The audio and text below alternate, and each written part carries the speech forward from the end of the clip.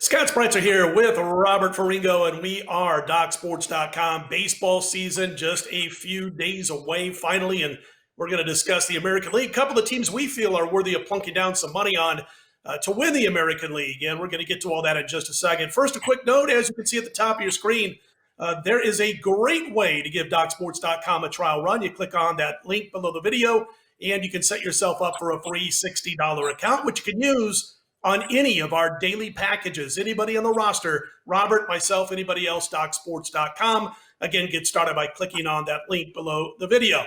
All right, Robert, Yankees are the favorite in the American League. The Houston Astros right on their heels, and those two teams are second and third favorites to win the whole ball of wax, the World Series, trailing only the LA Dodgers at most books. Looking at a couple of other teams myself to win the AL pennant, maybe some value out there. What do you think? What's your first team you're looking at in the American League? Give me the Yankees. I mean, it's chalk, right? I hate going chalk right out of the gate, but I'm a big believer that in this condensed schedule, the teams with high-end talent are going to be rewarded. They are going to be the most dangerous, okay? You don't have to worry about spacing out a star pitcher's innings over 162 games or 30, 35 starts. You don't have to worry about nursing some maybe injury-prone star players. So when I look at the Yankees, they have the best roster, top to bottom. They have a phenomenal bullpen. They have great starters that they otherwise would have had to nurse through a 162-game schedule. So you get a lot of veteran guys, right? Guys that they want to save for the postseason. They don't have to do that now.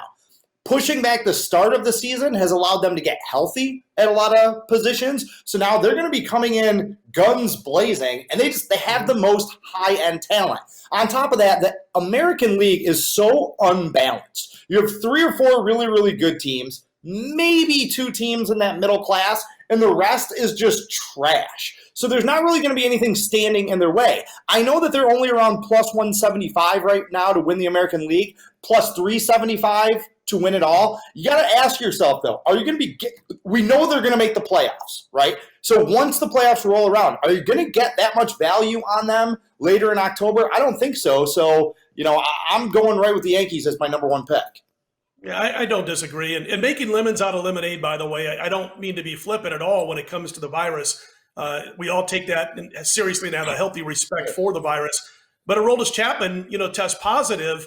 He's not feeling bad. And again, we're going to make lemons out of lemonade here. That's a good thing because that means he's going to have to sit out for a couple of weeks. It started a couple of days before we cut these videos, and he'll be ready to go in all likelihood, after the first maybe couple of games of the season. So the fact that he's had it and it will be behind him in all likelihood. So I don't want to get into the science of it because we'll be here for 50 minutes and neither one of us are scientists or doctors.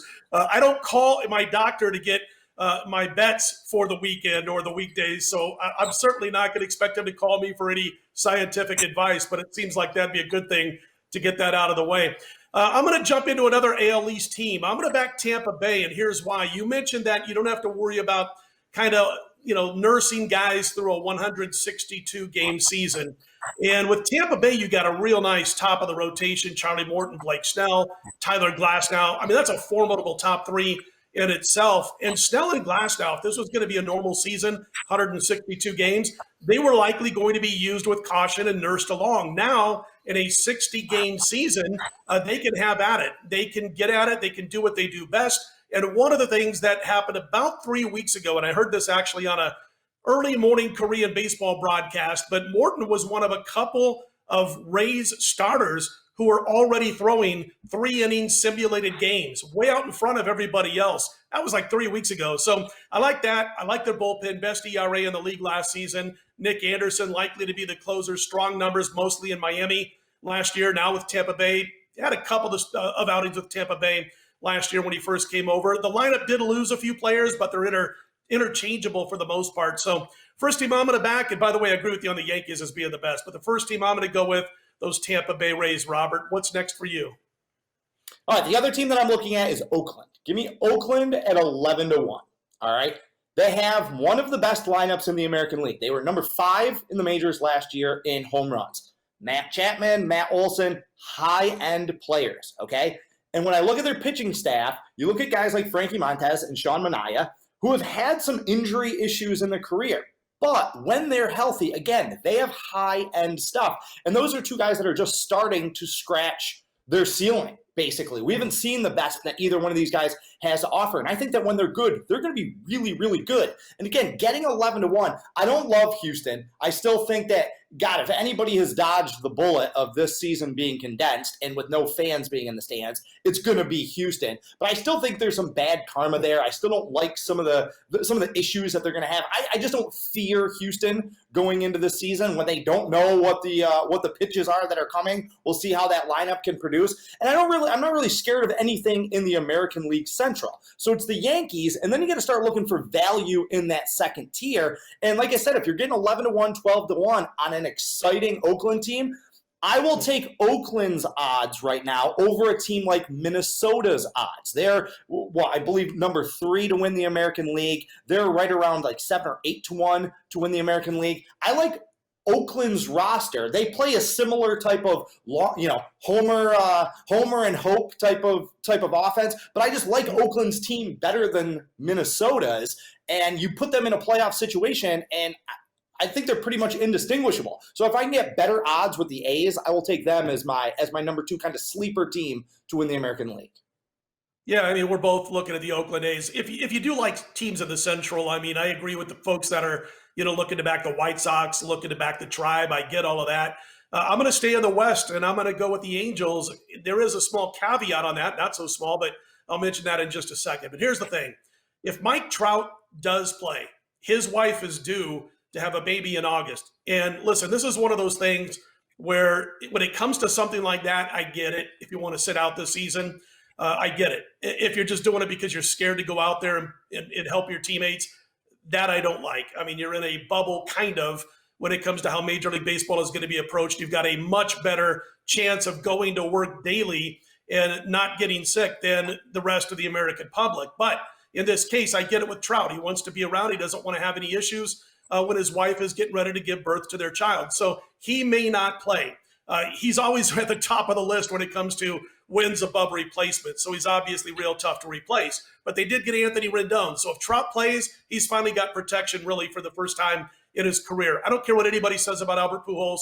I love Albert Pujols. He's not been the same with the Halos, as everybody knows. He hasn't been true protection for Mike Trout. So Anthony Rendon brings that. And he's top 10 last year in wins above replacement. And if Trout decides not to play, I think Anthony Rendon, although he's not as formidable at the plate as Trout, he does make up for a big chunk of what would be lost. And I look at it this way also, Robert. As great as Mike Trout has been, he's my favorite player the last decade in Major League Baseball. Has he gotten them to where they want to be? They haven't been in the postseason since 2014. And it's because of this team's lack of pitching, tragedy, injuries, all of the above, bad management. Listen, they've got a great manager now in Joe Madden, who's going to be in his first season with the Halos. I mean, that's night and day better than Brad Ausmus last year.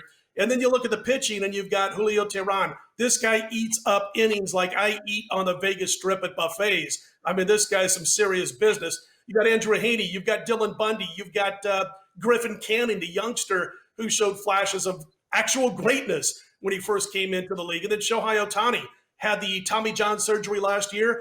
I've seen some projections on Ohtani saying that he's going to end up with an ERA of around 3.6, a real nice FIP. So if he can come through on the mound, not just at the plate, he's going to help him also. So listen, I'm going for a little bit of a medium range long shot, but around plus 1,400, I'm going to go with the Angels here.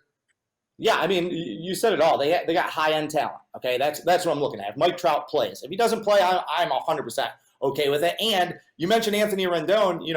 He just won the World Series with a team that lost its superstar player before last season. So if Mike Trout doesn't play, that's not going to scare Anthony Rendon. He's kind of been there, done that.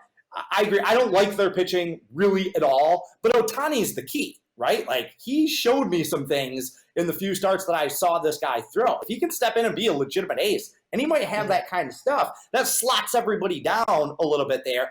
And again, it's all about high-end talent. If Ohtani, Rendon, and Trout are in the middle of that lineup, they can cover up some of the mistakes that their pitching staff can make. And again, Joe Madden, man, just having a different voice. He's got a whole different perspective. He's just a different kind of manager. I think that's just what they need out there. Good stuff, Robert. And folks, don't forget about the good stuff over at DocSports.com. And if you're not yet a member, you can take advantage of that free $60 account. You just click on the link below the video, get yourself set up, get our daily picks, anybody on the roster at DocSports.com with that $60 free account, the daily picks.